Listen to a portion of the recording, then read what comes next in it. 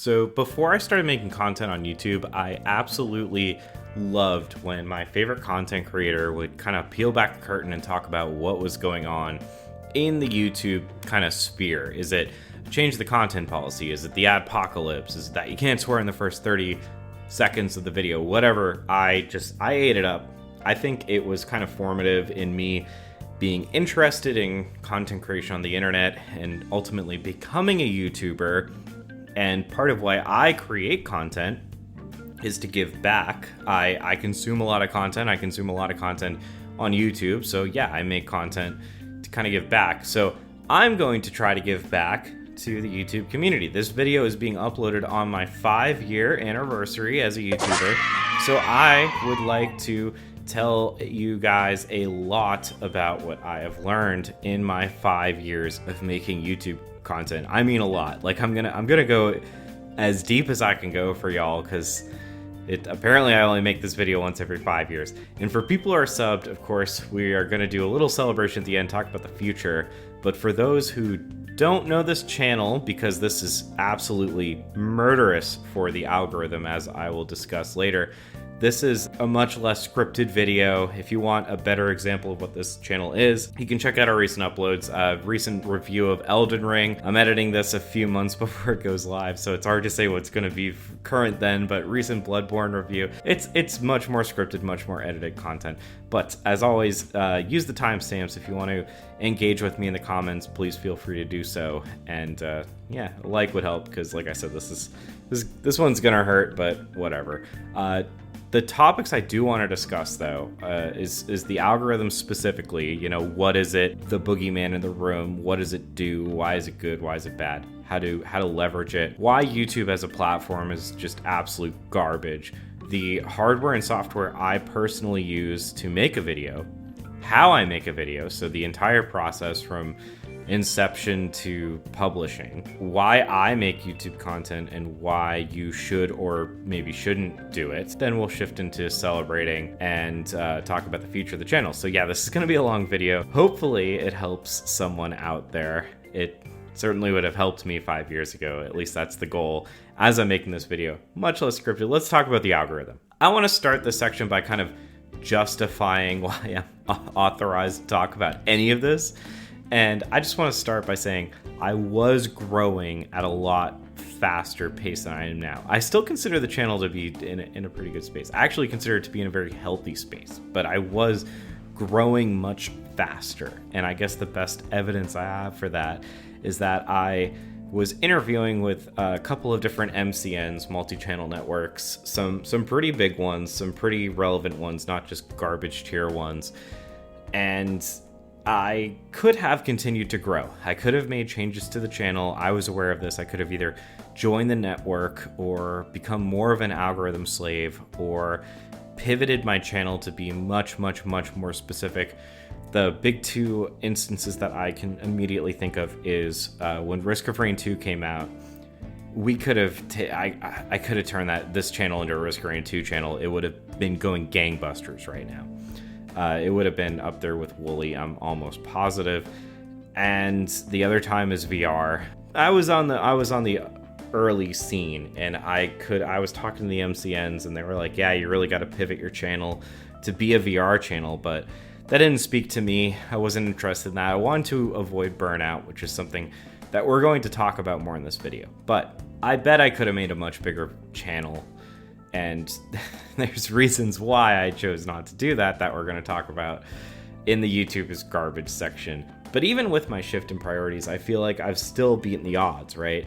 This is a monetized gaming channel, so I do feel like I have some wisdom to share, and I'm going to share all of that wisdom with you guys right now. So how does the spooky YouTube algorithm make? I mean, there's like literally businesses that are made on sharing this sacred lore with you guys. And for me, from what I've learned, it really is that simple. It's that YouTube and anything that they do or tweak or whatever to the algorithm is done to make money. And it's that simple. YouTube and its parent company Alphabet care a lot more about the bottom line than they do about you. And when you think about the thumbnail that you make, the title that you make, the description that you make, the content that you make, you have to keep in mind that all of it is to make YouTube money, not to make you money. It's to make YouTube money. So just keep that in the back of your head whenever you're thinking about the algorithm. That has become more and more true the more I think about it, which, yeah, I mean, it makes sense. For-profit company, for all that's worth. And yeah, that means that to make the most money, YouTube often plays it safe, and they are not taking a risk with smaller creators like you, which leads to one of many problems with YouTube. Like I said, we have a whole section that will go into kind of the recent highlights in my mind about problems with YouTube. But a few highlights in terms of the algorithm are that big legacy channels have a stranglehold. WatchMojo is a proven success to YouTube. They can put out whatever top 10 anime betrayals of all time or top 5 shoes worn in Resident Evil, and they will get promoted by the YouTube platform, and they will therefore get a lot of clicks, and they will sell a lot of ads and do really well. Old Media is another platform that has a distinct edge that you simply can't touch. CNN can interview Will Smith, and good luck trying to get Will Smith. I mean, this is like kind of how Ninja became big, right? Like he was able to do a stream with Drake and kind of absolutely blew up because of it. And the last thing is that because of these two things, ad revenue is basically a joke and hardly factors into the bigger guys' financials. And yeah, we're going to talk more about that in YouTube sucking. But yes, ad revenue is just like a minuscule amount of money. And the big guys, they make most of their money on sponsors, most of their money on merch, or they are just basically interested in exposure and are making their money elsewhere doing the other thing that they do, and they just kind of use YouTube as a platform to gain exposure. So the big money makers don't really care about the ad money, which means YouTube can take more ad money out of your pocket and just keep it for themselves. And the big channels that make YouTube the money and get YouTube the views and benefit the most from the platform don't really care because they're making their money elsewhere. And that's kind of a vicious cycle. So then you think like, okay, I gotta beat the big guys, right? Like I gotta get the edge on IGN or GameSpot. And the best way to think about doing that is like, oh, okay, I'll just get my video up first. And then you try to do that and it doesn't work. So an example of what I did when I was trying to do this in terms of getting served up first on search results, because that was kind of big for me personally. I've since learned that that's probably not the best thing to do, but I would, if there was a direct, like a Nintendo Direct, and a Nintendo Direct is kind of Nintendo's big news thing. They'll do a lot of announcements. I would have the Nintendo Direct playing on my computer while recording the entire Nintendo Direct. And the second something newsworthy happened, I would stop recording and I'd immediately chuck out a video. And that would give me about a 10-minute edge, right? Because GameSpot and IGN and all the other big outlets, they're not going to get their video out until the end of the Direct. I got mine out immediately. Like I was basically beating embargoes because my embargoes were different by like a matter of minutes because I didn't have any embargoes. I was just recording things and pushing things out, and that did work. I had limited success doing that, but the problem is because I was making shitty videos, the watch time was really low because the quality of the video was really low, and then people would just switch to the IGN one, and then I would kind of get drowned out. So it is a vicious cycle. The point I'm trying to make is it's really hard to beat the big guy at their own game. They have review codes, they have inside access. You're kind of a bottom feeder. You're just kind of, at best, you're going to be regurgitating stuff from their own outlet with your own spin, which is a really hard game to play, trust me. So how does YouTube play it safe? And how do they serve up the most ads? Using either yourself or these big guys? Well, the answer is watch time. If people stay on your video, they watch more ads, they stay on the platform longer. The longer people are engaged in your content, they're either going to go watch more of your content or they're content with being on YouTube and they're going to continue to watch more YouTube content. They're going to watch your intro ad, your ending ad, and your mid-roll ad. they are engaged, is the term that YouTube likes to say.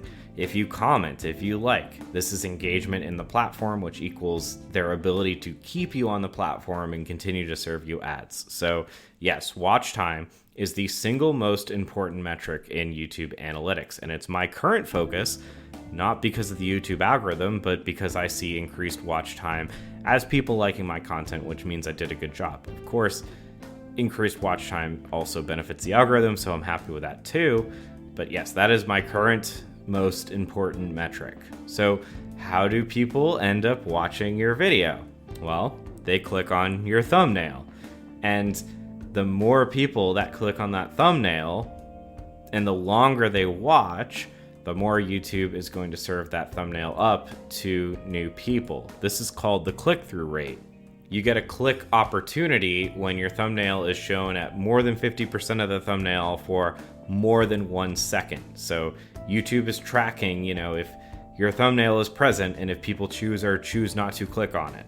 So steps to be a successful YouTuber is you've got to create a killer thumbnail, and then you need to hook people in. The first 30 seconds are by far the most deadly for your video. You're going to see like a 60% drop off in viewership. And that's after that, it's usually a steady ship. So it's how do you hook people for the first whatever amount of time and then just kind of keep them hooked. And then you keep them there as long as you can. That's how you succeed on YouTube.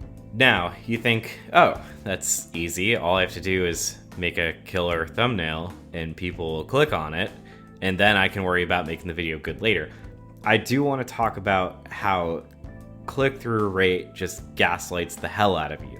So to improve your click-through rate, you need to get people to click on your thumbnail. When your thumbnail is introduced to someone, you have 3 pieces of information to serve them.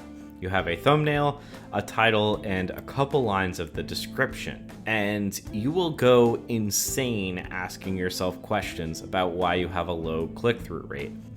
Well, was your thumbnail bad? You can try to change the thumbnail, but that doesn't necessarily do anything for you because the YouTube analytics doesn't show you the difference in click-through rate between your thumbnails. So it's very hard to know if your click-through rate went up organically because something went viral or whatever, or because your thumbnail changed. Do you change your thumbnail or do you change your title? There's also no way to know what is causing people to click or not click. Who is the video being served to?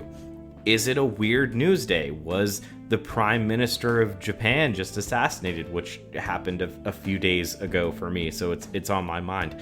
But what is happening in the world that could impact someone not wanting to watch some, review of Resident Evil 8 instead of caring about what's going on in the world? There's a million reasons, and it's extremely hard to kind of figure these things out, and the analytics aren't good enough to help you. So in my experience, you'll just absolutely send yourself nuts if you try to kind of overanalyze your click-through rate. My experience is you take the click-through rate you get and you focus more on watch time, because that's the people watching your content. If the content is watched, you'll continue to get your thumbnail served to more people, and hopefully more people click on it. Yes, you can play games with changing your thumbnail and playing with it. In my experience, it's been limited in success. However, there are things that YouTube could definitely do. They could provide better analytics. They could allow you to put 2 thumbnails up and 2 titles up and 2 descriptions up, and YouTube can kind of serve these to certain audiences and kind of adaptively show which one goes to what person. There's a lot of different ways that this could be addressed, but at the moment, I think focusing on click-through as a creator, especially as a small creator, is kind of a recipe for disaster. I would focus more on watch time. The people that you do get to click the video, are they engaged in it? And then for your next video, think, oh, my click-through rate was really low on that last video. How, was it my thumbnail? Was it my title? How can I kind of make tweaks to increase that? And yeah, I'm not an algorithm slave anymore, because of a lot of the stuff that we just talked about. We'll talk more about why you should or shouldn't do it. Again, check out the timestamps. But I do think that this is a good segue to talk about why YouTube is absolute garbage. And let's talk about the financial side of things. I don't think I'm allowed to share exact amounts of money that I've made on this channel, but let me just put it this way. My absolute best video in 5 years of YouTube, with videos that have approached 100,000 views, has made around $200. And if you were to take all of my expenses out of my YouTube channel, so like things that I bought specifically for the channel, which we'll talk about in hardware or whatever, but if you talk about games that I basically bought essentially to review for the channel, I personally do a thing where I discount games for myself. Like if there's a game that the channel, like I think is going to be really big for the channel, I'll just buy it outright for the channel. Like I'll expense it from the channel. If there's a game that I probably would have bought, but I also think it would make good content, I think Animal Crossing was a good example of this. I give myself a 50% discount, so I let the YouTube channel buy 50% of the game and I buy 50% of the game. So if you were to kind of take into account all of the expenses of the channel has probably about broken even, and that's without paying myself or anyone else who's done a video for this channel at all. Like, I don't make any money. The channel's probably cost about as much money as it has been to kind of keep afloat, which is absolutely crazy because I put a lot of time into this, and there have been people who've put time into this for sure. Basically, what I'm saying is just if you're thinking of starting doing YouTube, do not do this for the money. I put a lot of hours into this for myself and myself alone, basically. My YouTube earnings from my last year before expenses, so before I bought, whatever hardware, whatever software, whatever games I needed, represents 0.5% of my salary at my day job. So this YouTube channel, what it made in the last 365 days, represents 0.5% of what I make during my normal job. Even with the money plus sponsors, plus merch, plus everything, review codes, whatever you can imagine, it is a losing game. It is extremely hard to make what is considered a viable living on YouTube. And like, I can do this as a one-man operation, but eventually you got to start getting other people involved. It's just razor thin. It's unbelievable how these bigger channels are able to pay so many people and be so successful. It's unbelievable. So what I'm trying to say is, you need to find a reason to do this so you won't burn out. It can be learning new skills, it can be honing existing skills, experiencing a job that you're considering doing. If you're thinking of getting into production or film editing or whatever, this can be a good way to kind of get your toes in the water. It can be good for building a resume. It can be to just try something new.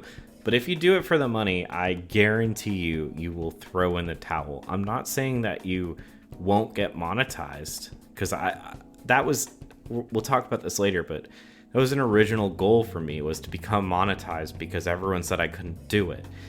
And I'm not going to say that, because I think anyone can become monetized. It's certainly hard, but anyone can do it on this platform.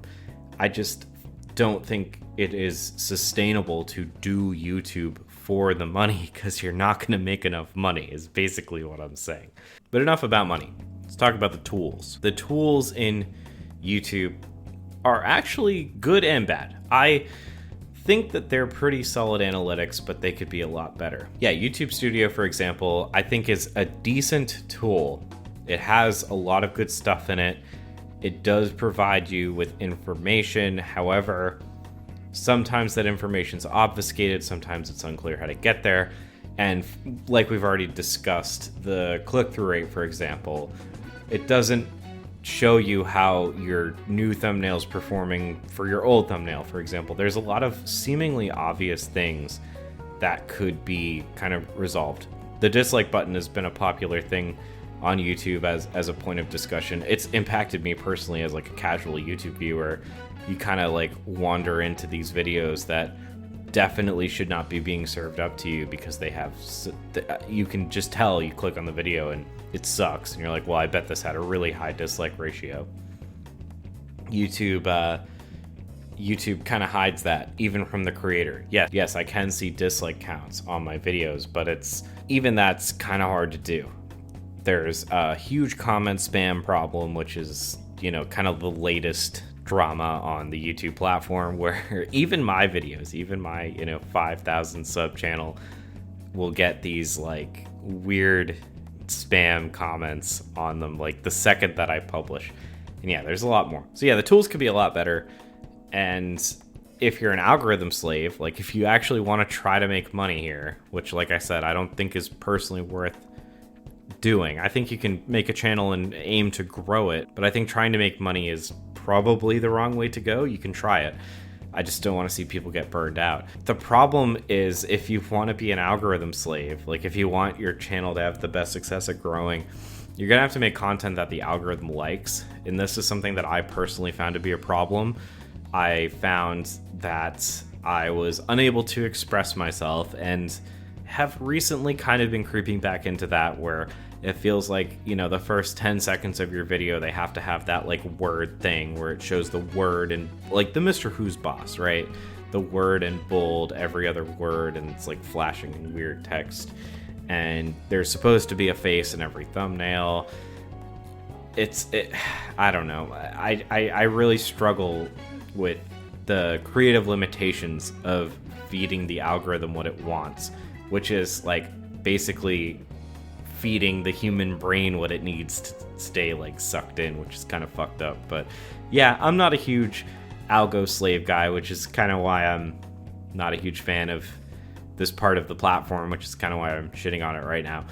Next up is copyright abuse. This has been a problem for basically forever, but it is extremely heartbreaking to spend like, I don't know, let's call it 20 hours on a video, from inception to scripting to all the stuff that we're going to talk about to editing. And then you put it out there and right away YouTube is like, yep, sorry, this video either can't be monetized or worse, we just like got to take it away. Like, sorry, too bad. It for like 2 seconds of audio, it's brutal when your video gets cut down it just sucks. There's no other way to say it. It is like heartbreaking. Or when you're like, the worst part is when your video is on an absolute roll, you did nothing wrong, like you were just cruising, you got the inside scoop on the Hogwarts Legacy game or whatever, and then all of a sudden it's over. Like Warner Brothers takes it down, even though you didn't do anything wrong, it was just leaked. They still have the ability to strike that down. That's just weird to me. It just sucks. And even for the big guys, YouTube will just straight up not give a shit about you. They do not care about you. Look at Actman, the whole Actman debacle as an example. That guy has 1 million subscribers and he still has permanently lost monetization for, as far as I can tell, nothing. If only trying to help YouTube get a toxic person removed or prove that he violated terms of service. It doesn't matter, but it just sucks that they are kind of like weird robots. It feels like the people at YouTube are also kind of algorithms sometimes. And now that I've endlessly ranted about the YouTube platform, we can kind of take a shift into the process that I use to make videos. So I want to start with the hardware and the software that I use, and then I want to talk about how I actually make the videos. So let's start with the hardware. I'm going to put my PC specs up, but you 100% just don't need this hardware. I've used much weaker systems in the last 5 years, including a 2012 MacBook Air for like actually years. I probably used it up into 2019 for videos when I was on the go before I had this upgrade. So you definitely don't need this hardware. I'm just going to put it there if you want it. The Blue Yeti is what I use for my mic, and I don't necessarily need this mic now. I feel like now I could do the snowball, but when there were multiple people on this channel, it was really nice to have the monitoring of the Blue Yeti to kind of be able to track all the system sounds live. That is actually a really nice feature that's come in handy, just having this mic in my personal life. So the Blue Yeti is actually pretty much as sick as people say. Hopefully there's like a USB-C version or something out now, because the stuff it uses is pretty dated, but it does work as well as people kind of say. You see it literally everywhere. I use some Western Digital Easy Store drives for kind of like my legacy content. Whenever I make a video, I keep all my YouTube uploads on it. Whenever I edit gameplay or capture gameplay for a game, like when I do Resident Evil 8, when I play through it, capture all the gameplay, make the video of it, I take all that gameplay and I just throw it on the hard drive in case I ever use it. This was a bigger deal back in the day when I would do a lot more kind of news content where I would need to kind of pull gameplay. Now it's less relevant, but yeah, I have a 2 terabyte drive for that. I have an AverMedia Live Gamer Portable 2 capture card. That's a mouthful. Yeah, AverMedia capture card for the Nintendo Switch. I have used this on the PS5 and the PS4, but it's nice to have a capture card, especially for the Switch. If you're doing Switch content, I really recommend a capture card. Other consoles like PC and PS5, I use the built-in capture functions, but the Switch only lets you record about 30 seconds of gameplay, and it's awful quality, and it's not even all games. So yeah, I use the capture card. The one complaint I'll say about this capture card, this is like really lazy, is I wish it had like a remote so I could be sitting on my couch to start a capture and end it, because I have to like get up and like, I don't play Switch at my desk, I play it on my living room. So if I want to start a capture, I have to like get up, hit the capture button, go back, unpause, start playing the game. It's like harder to capture things in the moment. You have to kind of like pause and get up and start things. If there was like a little remote that could be sitting next to me and I could just start capture, that'd be great. Something to think about if you're looking at a capture card for your Switch. And yeah, I've used cameras on this channel, and I've just been using whatever phone I had at the time for those cameras. This is not a camera heavy channel. I'm sure there's better people to ask what camera to use. I will say though, if you are using a camera, and if you are using your phone camera, either get a tripod or get a tripod with a phone attachment, because it kind of opens the door. Like it's not everything, but it's something, right? Like you can get a stable shot, and you can kind of get a little bit more creative with the shots that are possible. I definitely get a tripod. It's certainly worth it. For software, I use DaVinci Resolve for editing. I use it for 2 reasons. I've used other software for video editing, many other software. I use DaVinci because it's free and it is used professionally. Not that I plan on being a professional YouTube editor, film editor, or whatever, but I feel like at least there are some actual transferable skills compared to the other editors I've used. I feel like I'm actually kind of learning some kind of transferable skill by using DaVinci. I use OBS to record. Right now OBS is recording this audio. I use VLC and Handbrake for conversions. If there's a weird mismatch in, whatever the free DaVinci can or can't handle, I just throw it in Handbrake, or I throw it in VLC to convert it to my desired file type, no problem. And I use Affinity Photo for thumbnails.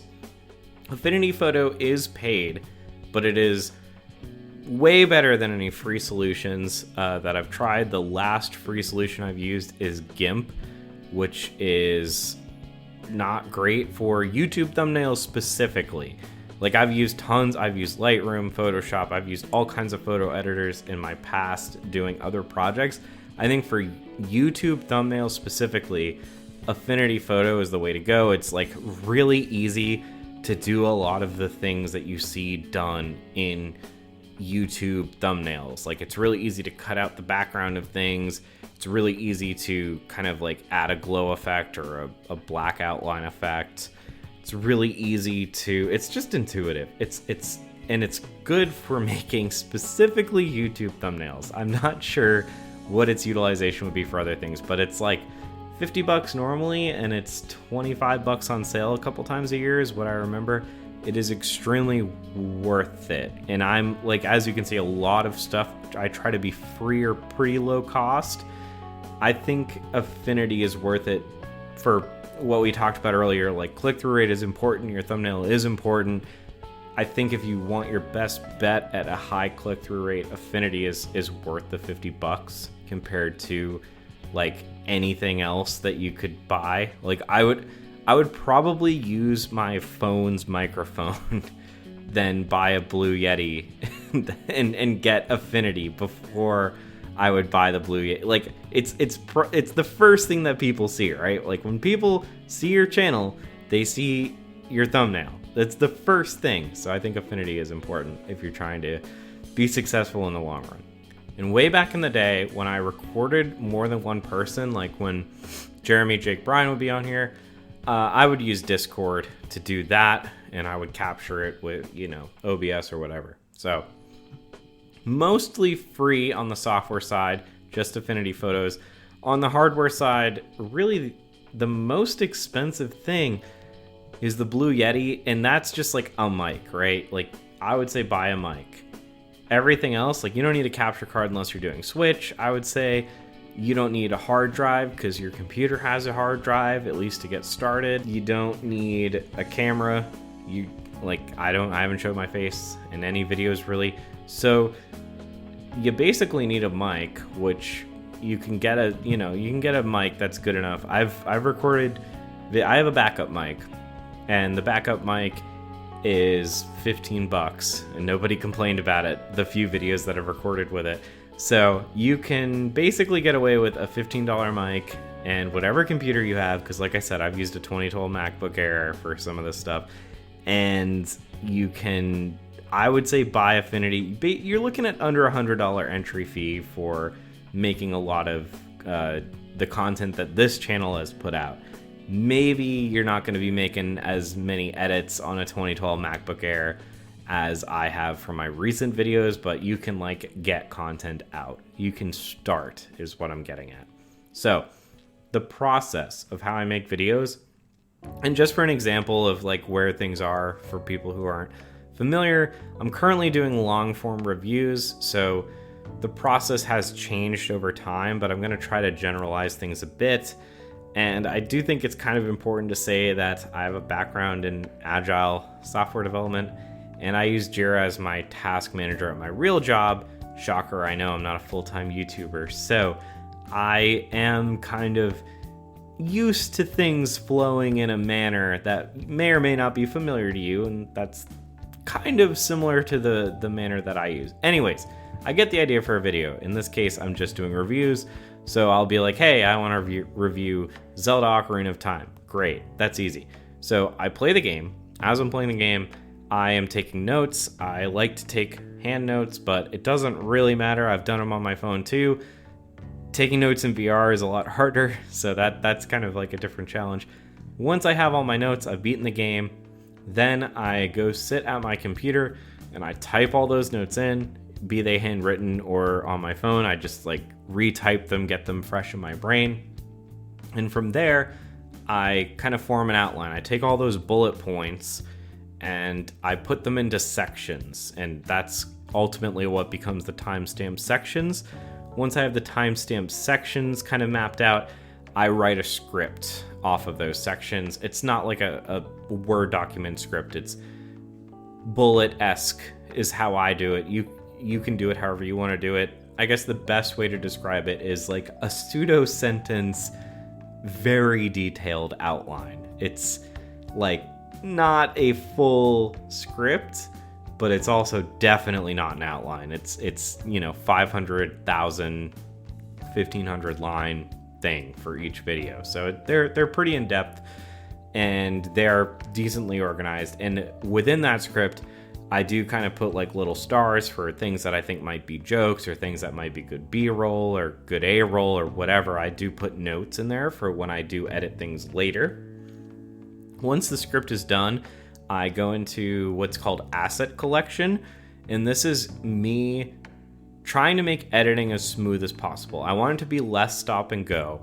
I want to basically have a folder with all of the footage that I'm going to need, A-roll and B-roll, and just dump it into DaVinci and be able to just drag those clips in that I have. So what I was talking about earlier, where I kind of make like notes in the script, this is me going through the script. So if I'm doing an Ocarina of Time review, this is me dumping all my Ocarina of Time footage in that asset folder. And then any kind of like, if I want to compare Ocarina of Time to Link to the Past, then any capture content I need for Link to the Past or long play content, I grab that. I put that in the asset folder. Any like weird jokes or things that I decide to like references to TV shows or whatever, any of those little clips, I grab those, I throw them in. Any background sound music, I grab that and I get it in my, I try to do as much of any graphs that I need, I try to get all of that and put it in an assets folder. Of course, I'm not going to get 100% of it. A lot of the times I get like 80, 85%, but it still keeps things like really crispy smooth. So I feel like I'm basically, when I'm editing, I'm just editing. I'm not like doing YouTube to MP3, YouTube to MP4, waiting for downloads, dragging downloads in for the 3-second clip and moving on. I try to keep it nice and smooth. For me, this process is the best way. After I go through the asset collection, I record the video, record it in OBS, and then I convert it with VLC into an MP3. Once that's all done, I can start editing the video. And I keep the script handy, and every time I finish a section, I go back and I kind of review the script before I start a section, and then after I finish, I like make sure that I got all the notes. I keep the script off to the side too, to make sure that I didn't miss any of my little notes, like, hey, I think you should have used this graph here, or this joke here, or this B-roll here. I keep that and frequently revisit it and revise it to make sure that I don't miss anything. Once that's done, I have the video exported. I make my thumbnail in Affinity.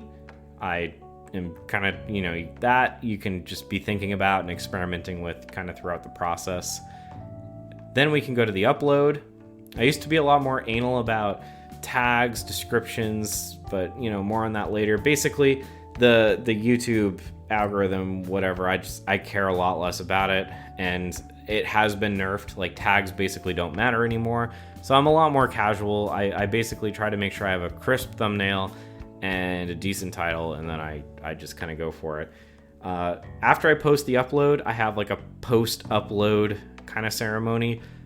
I have experimented with premieres to kind of various success. I think my channel's too small to kind of leverage them, and the content I make is not like breaking news style anymore, so people aren't lining up for the premiere. It's not a huge deal, but I do things like cross promote. Like, I'll go in my last 5 successful videos of the last 30 days, for example, and I'll put a link to my new video and pin the comments. I'll be like, hey, new Zelda Ocarina of Time review, come check it out, and it's pinned and people can see it. And those are my like highest viewed videos, so the odds of someone like seeing them and interacting with them, engaging with them is cool.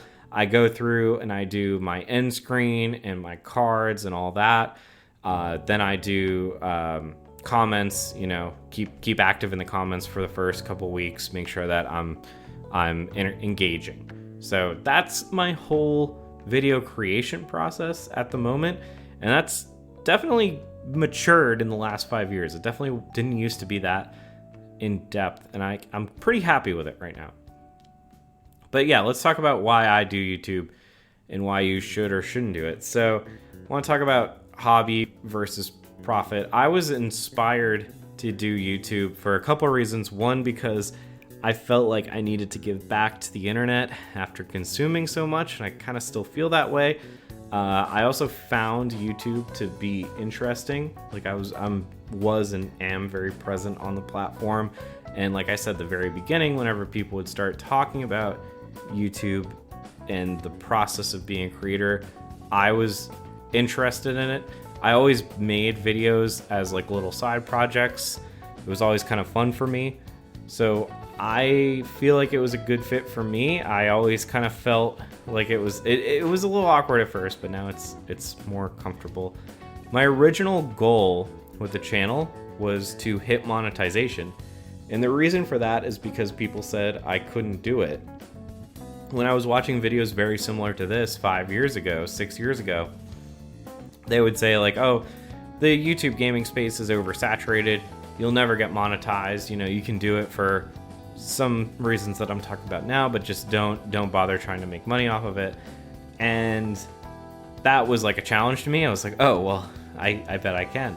So that was actually good goal for originally hitting. Like, it was good to hit that goal. It took 2 years to hit. The video that I made about 2 years ago kind of talks about why I shifted away from chasing the money. And it's basically because there is no money, the more you break it down.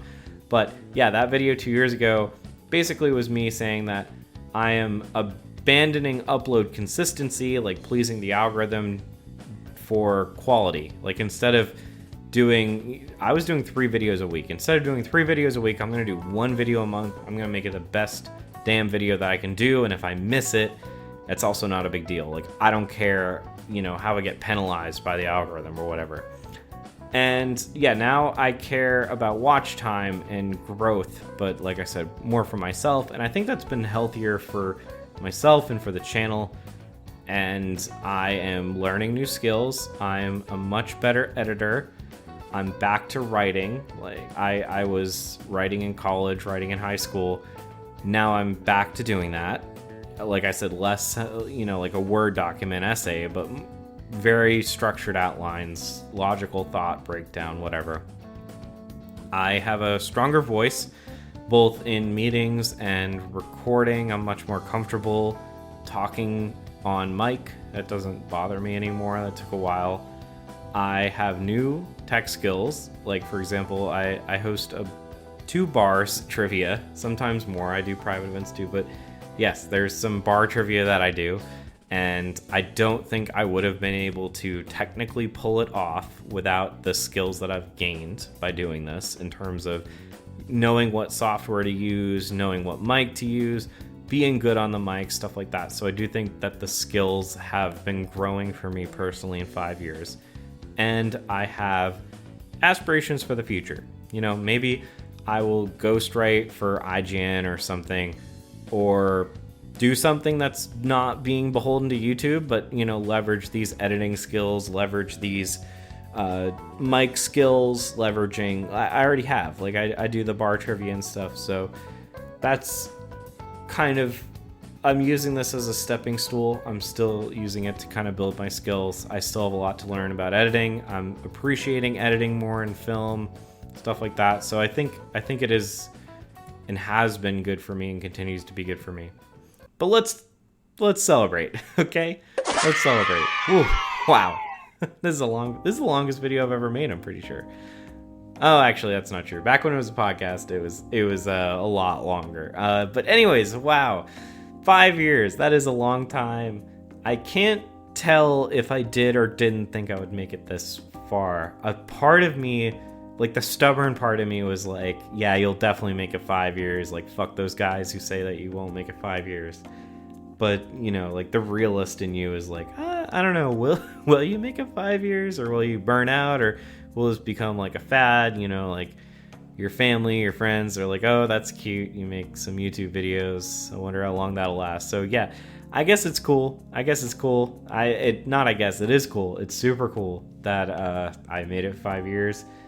And currently I don't really have a plan to stop, so that's good. So thank you 100%. Thank you for the support. A good few people in the comments always show up, so there's some people who have been here for quite a while, so definitely thank you. This all started as a podcast originally. Hello, welcome to Early Access. I'm joined by Jake. Hey guys. Brian. What's going on? Jeremy. Yo. And I'm your host, Chris. We're going to talk about some video games. So, Jeremy, what have you been playing?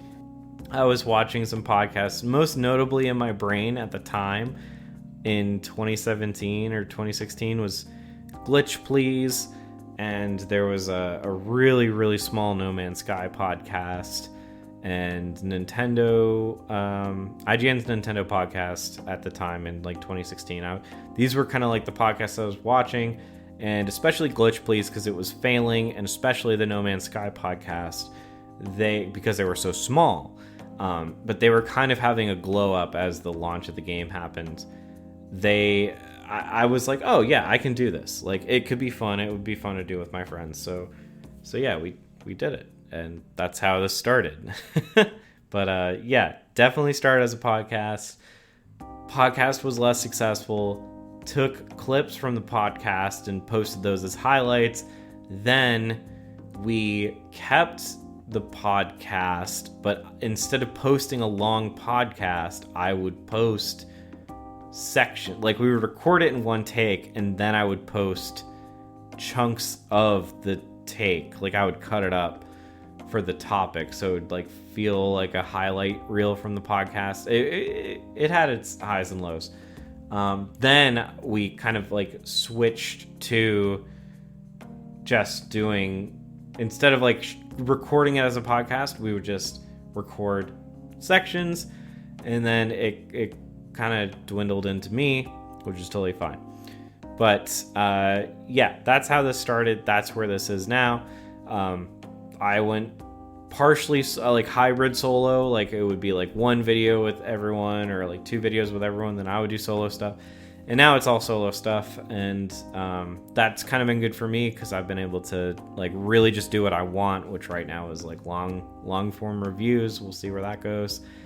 And yeah, I guess I was doom and gloom for the last like 45 minutes, but I do feel accomplished, and I do feel like I've learned a lot. So there is something to be said, not a lot of money to be had, but there is something to be said for developing these skills, leveraging these skills, learning new things, and, you know, building some sense of accomplishment.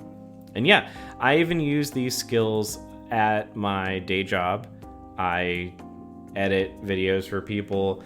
I help build trainings. I help, you know, I know the software. If people have a training that they want to do, I say, you know, like, give me the audio, give me the clips, I'll cut them up, I'll put them up in the platform. So I do use these skills even professionally, and I hope to continue to grow. I really want to keep getting better at editing. The more I learn about editing, the more I am able to recognize great editing on the part of like movies or even YouTubers. Like Donkey is an insane editor. That's like where a lot of his good shit comes from. So I'm hoping to continue to grow. Maybe I'll get to do some features with, I don't know, like be a contractor for IGN or something. That would be very cool. And honestly, I don't feel like I'm ever gonna stop. Things, you know, the cadence might change. I don't have any plans to change, but I don't really see this ending. I just don't know what the cadence will be and if it'll always be long form reviews. But I'm just doing things for me, and I'm trying to keep a strong mental, which right now this is good for. So let's talk about the future to end this hour-long video up. In the short term, I want to continue to do these reviews. I'm getting a lot out of them personally, and people seem to be responding fairly positively to them, and I think that's kind of a good match when my watch time is high, which means that people are engaging in it. It's very upsetting when you post a video and the watch time's like 30 seconds, and you're like, well, that was a 10-minute video, so whatever. But yeah, it seems like people are engaged in that content. This obviously I know is kind of like a very small amount of people are gonna actually watch this video and get something out of it. But for those who do, I think it'll be good for them. I want to continue doing reviews. I would like to continue to improve my quality. I think I had a strong year this year in terms of improving quality. I look back at my last review of last year, I guess my first review of 2022, and kind of how far it's come. And I do think I am better at editing, better at scripting, better at recording. I'm making constant improvements, which is good. When I was like in the YouTube kind of algorithm grind, I felt like there wasn't time. It was always treading water. It was like, well, I got to get 3 videos out. Like, how can I get those out fast? How can I get 3 ideas? It was, what are the ideas? What is the video? How can I edit it quickly? How can I, like, 3 thumbnails? No, this is much better for like honing in on skills and building things. I think I want to get much better at editing. I think that's where I want to kind of improve on in the immediate future. And I do want to make longer content. Maybe not this long, but I do really admire people who can make long, good, quality video game essay/reviews. Like, it's insane how hard it is to make a 30-minute video, let alone make an hour video or a 12-hour video. Like, Tim Rogers made a 12-hour Cyberpunk 2077 review. It was so long that he had to split it up. Like, YouTube didn't support it, so he had to just make a bunch of different videos. And then you look at like Liam Triforce. He makes super long, engaging videos. Joseph Anderson, super long. And I go out there because what I'm trying to do is, you know, work on writing, work on ideas, work on that kind of thing. I go out there and I'm like, all right, I'm going to make as in-depth of a video as I possibly want to make. Like, I'm sparing no details while preserving quality at its highest. And it'll come out as like a 30-minute video. And I'm like, well, shit. I thought that was going to be an hour, but that's how it is. So I would like to continue to kind of like provide good insight and make it more in depth. I think that's like something that the greats can do that I still quite can't, but I'm happy with where I am more. Ideally, I do want to grow more. I'm a long way off from the silver YouTube button. That's 100,000, but I don't know, maybe 10,000 can happen in the next 5 years. We'll see. I do want to get better at editing. Talked about that.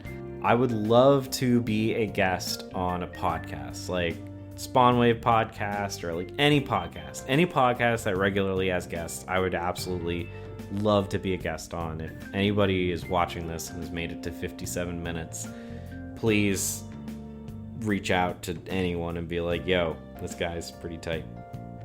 Nintendo Life, Good Vibes Gaming, anyone. I would love to be a guest on any of that. I would absolutely eat that up. And I want to maybe expand into new content, like movies or something like that. I don't think it would be in Cohesive Friendship Unit because I've made some posts, I've made some polls, I've made some comments, I've talked to people. Seems like that's not the move. Seems like it would have to be another channel, but I'm not opposed to doing movie reviews or movie discussions, and if I do, then I would cross-promote it so, you know, people would know. But yeah, definitely kind of on the back of my radar. And I don't know, maybe there's a face reveal in my future. We'll see. But that is all for now. My God, this was an hour of recording and an hour of candid recording and an hour of sharing 5 years of what I've learned. It's like an hour-long therapy session, like it all out. But thank you all for listening. I do hope that this helped somebody out there, because it definitely would have helped me, at least I'd like to think. And that's all for me, guys. I'll catch you guys next time.